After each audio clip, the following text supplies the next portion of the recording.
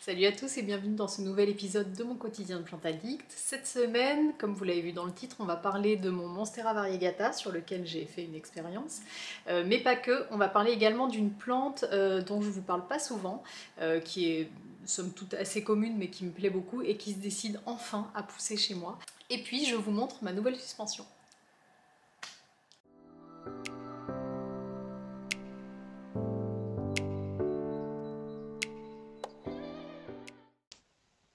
Alors on débute ce vlog samedi avec le rempotage de mon Monstera deliciosa. Donc voilà, comme vous le voyez sur les images, ça a recommencé à moisir juste après le premier arrosage. Donc cette fois-ci j'attends pas, je vois tout de suite voilà, les feuilles qui commencent à s'enrouler comme la dernière fois, signe que la plante ne boit plus. Donc j'ai voulu tout de suite vérifier l'état des racines et donc j'ai entamé un dépotage.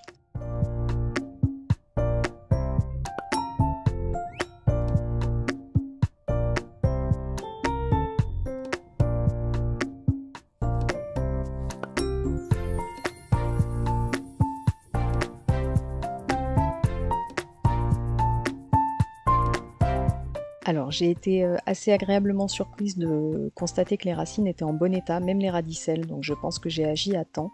En revanche, j'ai été très surprise quand je me suis rendu compte que mon substrat n'était pas à base de coco, mais bien à base d'écorce de pin. J'avais changé de substrat, donc je m'explique vraiment pas les causes de cette moisissure. Je me suis donc dit que si ça pourrissait même avec le pain, il fallait vraiment que j'augmente le drainage dans le substrat et on a fait de grosses encoches sur le pot pour vraiment favoriser l'élimination de l'eau dans le substrat.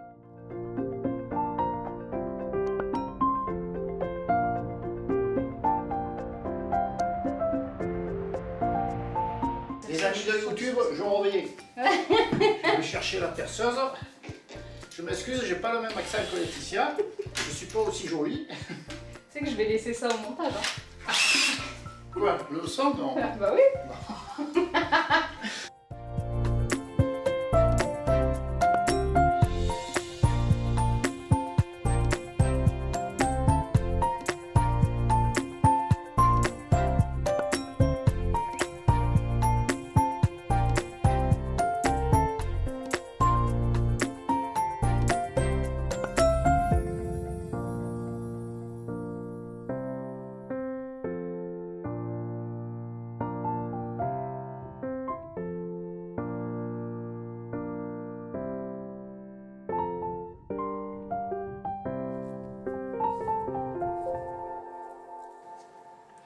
Voilà, donc je termine bien la semaine avec cette histoire. En fait, c'est l'histoire éternelle. Yaya et son Monstera, j'ai l'impression de vous parler de ça toutes les semaines. Je pensais quand même qu'on était sorti d'affaires. Voilà, après le passage en perlite vermiculite, tout allait bien. Et en fait, je sais pas du tout ce qui s'est passé après le rempotage pour que ça pourrisse comme ça. Surtout avec du pain et pas du coco. Vraiment là, c'est... Je sais pas. Alors bon, du coup, qu'est-ce que j'ai fait? J'ai fait un mélange. Alors déjà, j'ai fait, vous l'avez vu, des gros trous. Enfin, j'ai fait d'ailleurs. Merci Olivier.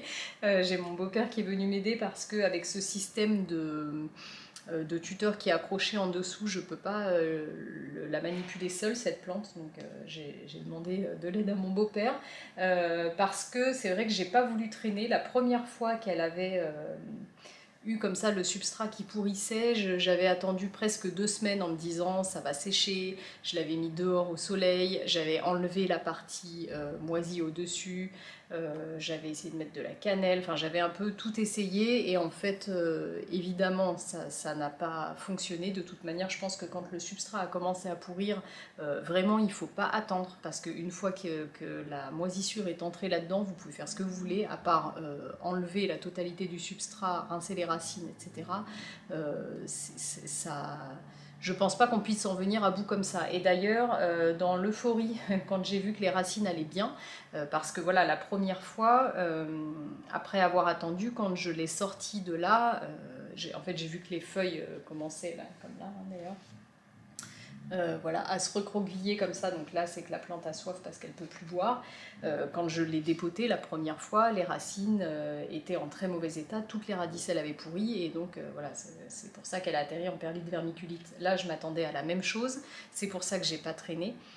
que j'ai voulu tout de suite la dépoter et voir l'état des racines. Et c'est vrai que dans l'euphorie, en voyant que les racines allaient bien, j'ai complètement oublié que j'avais prévu de lui faire un bain d'eau oxygénée. Voilà, c'est un petit peu dommage.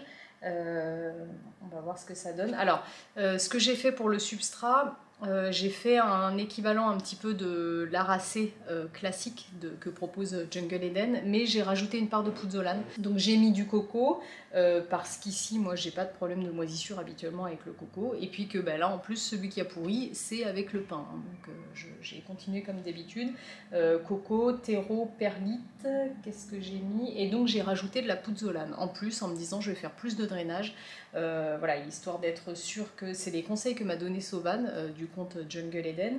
Elle m'a dit enlève la sphaigne qui garde l'humidité et ajoute du drainage comme ça. Et parce que la sphaigne garde vraiment l'humidité et qu'il y a certains monstera qui supportent pas bien d'avoir un substrat qui sèche pas. Voilà, donc plus de sphaigne et j'ai carrément rajouté de la pouzzolane pour vraiment y aller sur le drainage. Voilà, j'espère que ça va suffire. Je me tâte quand même à faire un arrosage à l'eau oxygénée. On va voir ce que ça donne. Là, j'ai pas arrosé. Je me dis quand même que les racines allaient bien. Bon, ça devrait, j'espère, le faire. Entre le substrat plus drainant, le fait d'avoir fait plein de trous dans le pot, on a fait vraiment des encoches dans le pot, on a rajouté des trous sur les côtés et j'ai mis un lit de pouzzolane en me disant voilà, comme ça l'eau va vraiment couler.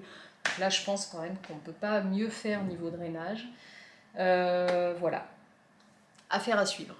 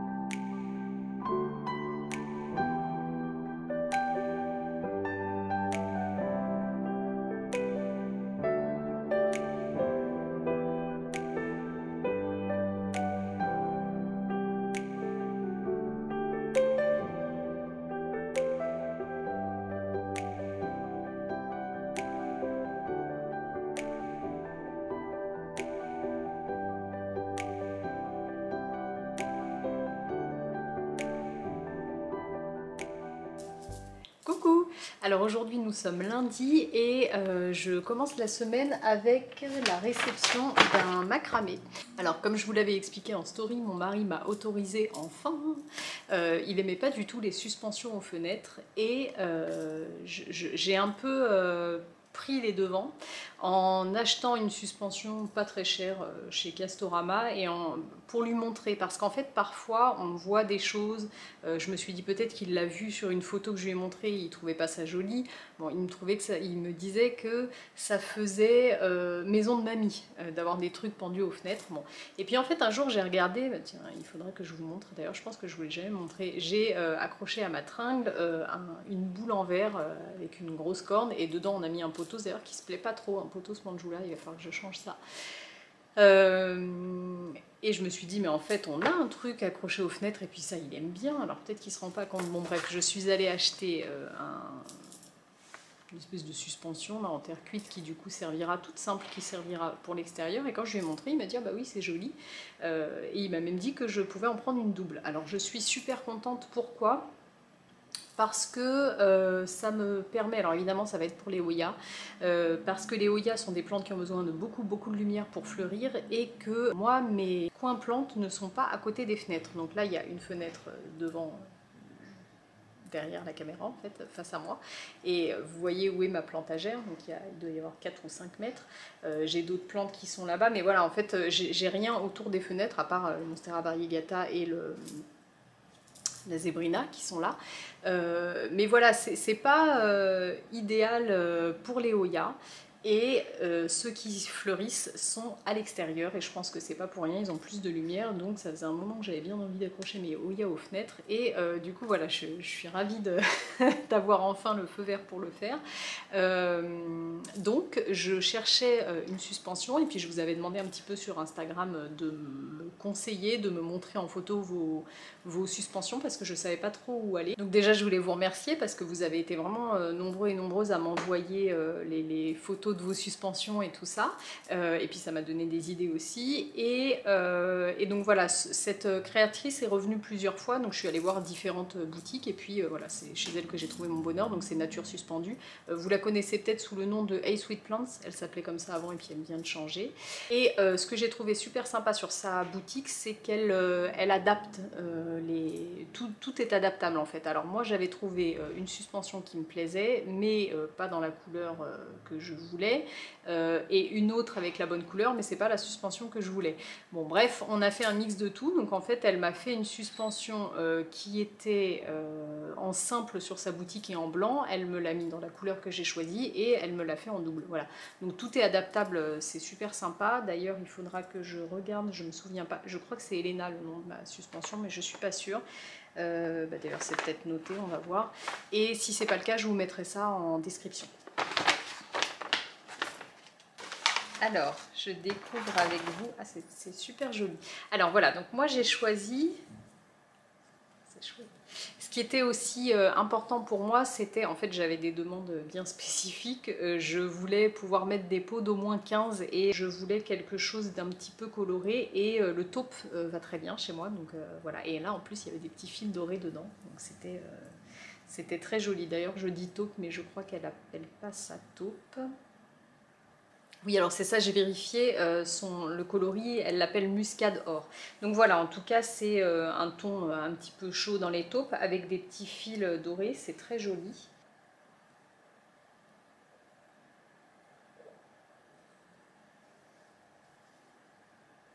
Je vous montrerai ça une fois accroché. Alors je ne sais pas encore ce que je vais mettre dedans. Enfin si, je sais pour une partie. Je vais mettre mon Oya Memoria Gracilis et un deuxième pot. Je ne sais pas encore ce que je vais mettre dedans. Mais en fait je pense que je vais garder parce que du coup j'en ai négocié d'autres. En fait mon mari était ok pour en mettre un sur la fenêtre, donc celui-ci, et un au-dessus de ma coupe. Alors je sais que là vous allez me dire fais-nous un plan de tour, vous me le demandez beaucoup. C'est quelque chose que je vais faire, c'est quelque chose que j'ai mis un petit peu de temps à décider parce que je trouvais ça un peu intrusif. En fait, j'ai du mal à montrer tout mon intérieur. Vous le voyez, j'essaye de faire des plans différents pour que ça soit pas trop lassant pour vous, mais je fais souvent des plans fermés pour pas montrer toute ma maison. Voilà, ça c'est un peu mes limites par rapport à mon intimité, et aussi parce que je suis pas seule à vivre ici et que voilà, c'est un peu la règle qu'on s'est donnée, donc je me vois pas filmer toute ma maison dans tous les sens, etc. Donc c'est un petit peu ce qui me posait problème avec le plan de tour, mais c'est vrai que moi j'aime beaucoup regarder les plans de tour, vous me le demandez hyper souvent, donc c'est quelque chose que je vais faire. Je vais m'organiser en fait pour faire différents plans et pas en fait faire un tour de la maison. Je vais filmer par zone et puis voilà, comme ça je pourrais vous présenter les plantes. Donc bref, le plan de tour je le ferai, mais pour vous expliquer entre temps, donc mon mari m'a dit ok pour une suspension sur la fenêtre et pour une suspension sur, vous savez, j'ai une grosse vasque dans mon salon avec un énorme chlorophytum, mon pothos marble queen qui descend, etc. Et puis j'ai rajouté un Oya linearis. Et donc au-dessus, on a mis une suspension. Et moi j'ai négocié du coup, tant qu'on y était, j'ai dit allez hop, des suspensions également dans la chambre. J'ai pris des suspensions noires, toutes simples, pas du tout aussi travaillé que ça, mais parce que là c'était pour le salon et que j'avais envie de me faire plaisir et de soutenir une créatrice. Et donc je me suis dit que ça pouvait être aussi la solution à mes problèmes de Hoya, parce que j'ai commandé beaucoup de cutting de Hoya, je vous en ai parlé ces derniers temps, je me suis fait une belle collection là cette année, et c'est vrai que pour l'instant tout est dans mes boîtes à bonheur à l'extérieur, mais quand il va falloir les rentrer, c'est un problème, je ne sais pas trop ce que je vais en faire. Alors j'ai toute une étagère de ma plantagère où il y a des petits pots mais qui sont vides, donc je vais pouvoir les mettre là-dedans. Mais est-ce que la lumière va être suffisante? Je ne suis pas sûre. D'ailleurs, je pense que je vais en arriver aux lumières horticoles pour un petit peu prendre le relais sur l'hiver, bref, et je me suis dit que ça pourrait être une solution aussi, plutôt que de chercher tout de suite une grosse plante à mettre dedans. Donc je vais mettre le Memoria gracilis qui est gros, mais dans le pot du bas, je pense que je vais pouvoir rassembler, en fait je me suis dit finalement dans mon cache-pot, je peux rassembler 3 ou 4 boutures, vu que c'est des petits pots transparents, et ils seront tous bien exposés, et puis voilà, le temps que ça devienne des plantes plus grosses, j'aurai le temps de voir. Voilà, donc voilà mes projets pour cette belle suspension. Et puis alors elle m'a mis un petit cadeau, c'est adorable. Alors en plus ça match à fond avec ma chambre, parce que ma chambre est dans les tons noirs et vert foncé comme ça, un peu jungle. Et elle m'a fait un petit macramé, donc ça c'est une petite décoration à accrocher au mur. Vraiment, ça me fait trop plaisir, Charlotte, si tu passes par là, je te remercie. Déjà, bon voilà, ça me fait trop plaisir, et en plus c'est trop joli. Regardez le détail, c'est un bâton de cannelle. C'est super sympa, trop mignon.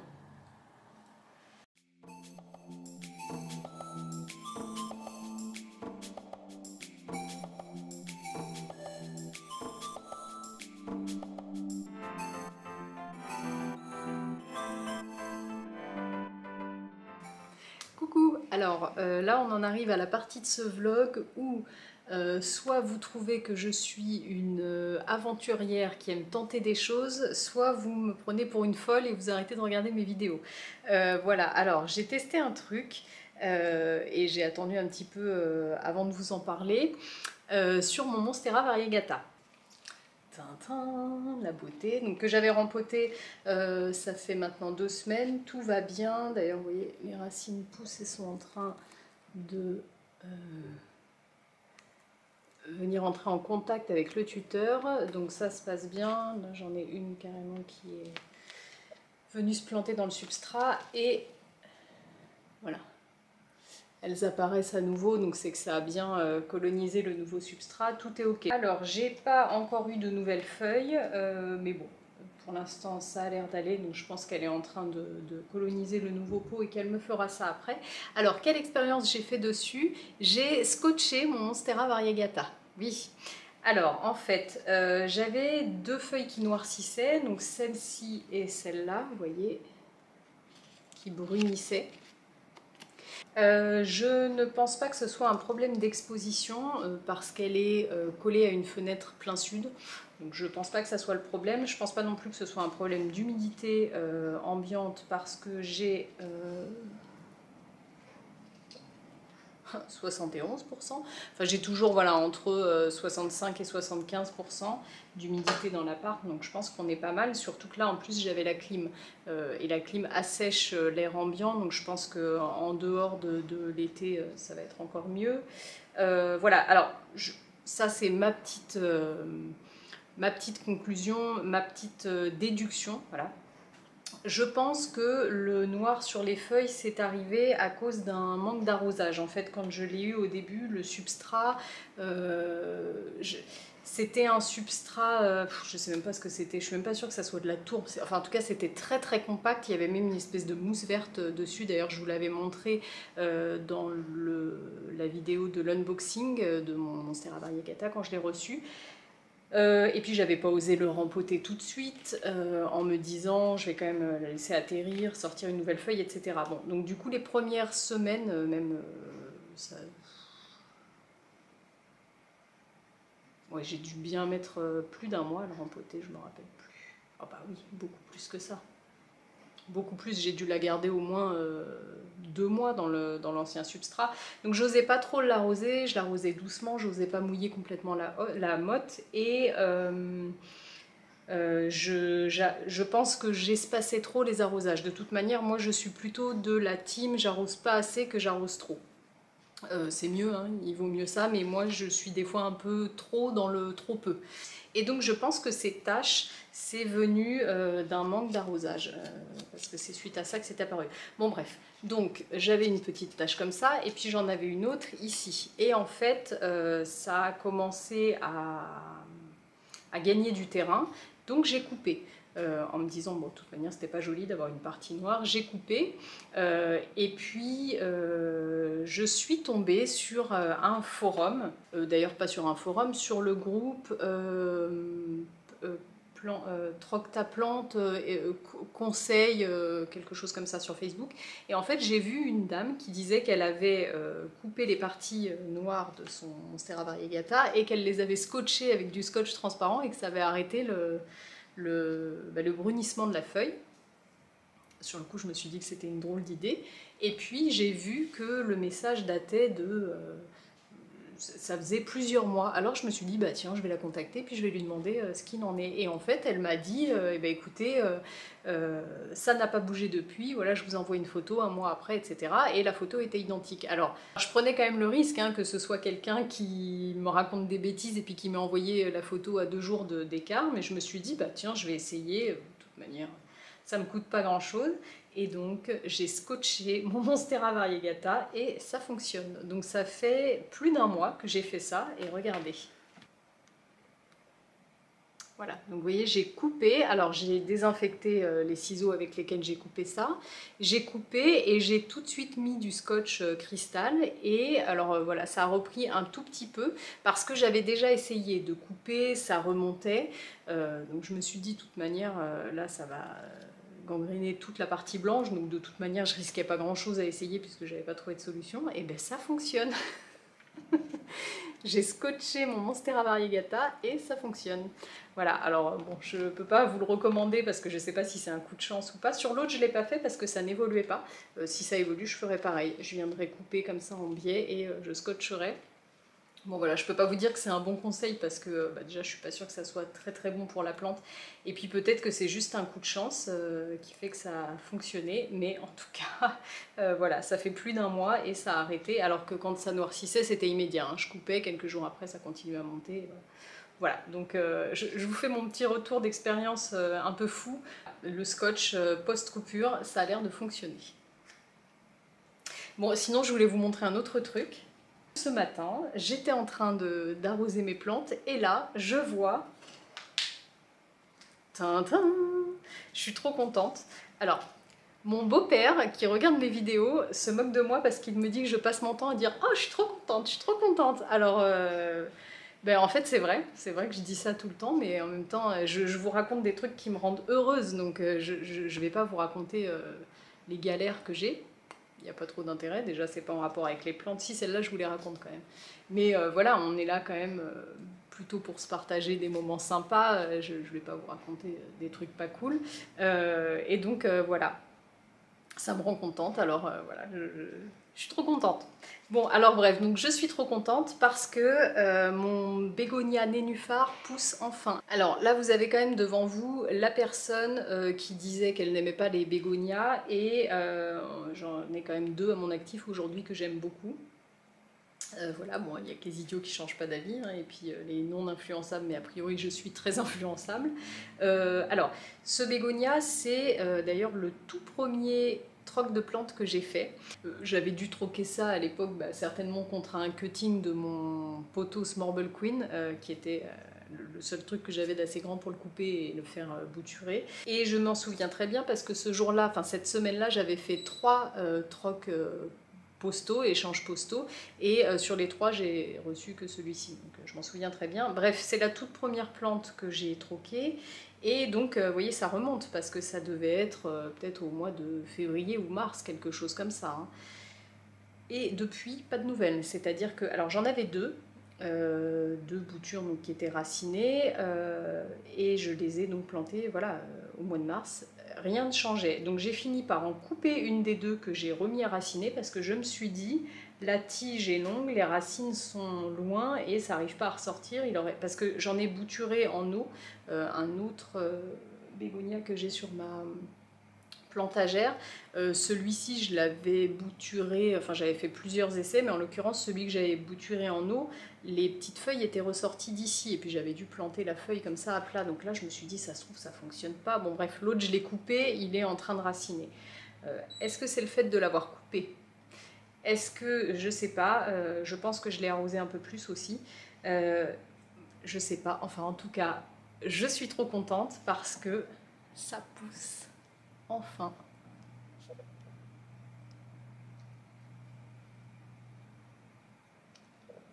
Alors, ce bégonia, il est très très beau. Je ne sais pas si c'est toujours le cas, mais je pense quand même parce que là, ça a l'air de descendre.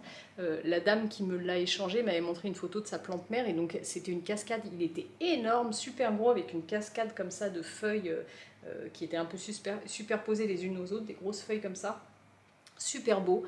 Et puis, j'espérais que ça donne ça. Franchement, plusieurs fois, j'ai pensé, je me suis dit, non mais c'est pas possible, je vais le mettre dehors, enfin ce truc, il poussera jamais.